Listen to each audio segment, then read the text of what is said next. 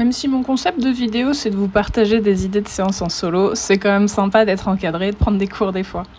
Lundi, on retrouvait James Rooney, qui est juge international et accessoirement le coach de mon coach, pour un cours de dressage. On avait de la chance ce matin-là, le ciel était un peu voilé et la température est restée agréable presque toute la matinée. James ne nous avait pas vus, Juju et moi, depuis février. Comme à chaque fois, on s'est vraiment concentré sur les bases. Et donc lundi, le focus était sur la position de mes mains et la qualité de mon contact.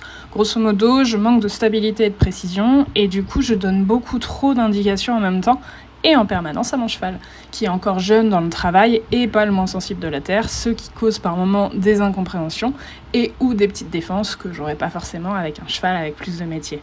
On a beaucoup travaillé au pas et au trot juste en cercle avec quelques transitions pendant le premier temps de la séance, à uniquement faire attention à mes mains, à mon incurvation et à la tension dans ma rêne extérieure. Si je suis honnête, à chaque cours avec James, j'ai l'impression d'être une débutante sur le premier quart d'heure, et puis après c'est assez magique, au fur et à mesure tout se met en place et je me régale. Une fois qu'on avait un petit peu plus de stabilité et de décontraction, on est venu travailler notre trot moyen sur un plus grand cercle. L'idée, c'était de réussir à garder évidemment la même attitude dans l'allongement, mais malheureusement, je perdais un petit peu en précision et en stabilité dans mes mains. Rome ne s'est pas faite en un jour non plus, mais Juju a tout de même donné de très jolies choses. Après ça, on est venu travailler un petit peu au galop. On s'est concentré sur les transitions, vu que c'est à peu près tout ce qu'on a comme difficulté sur notre prise de dressage.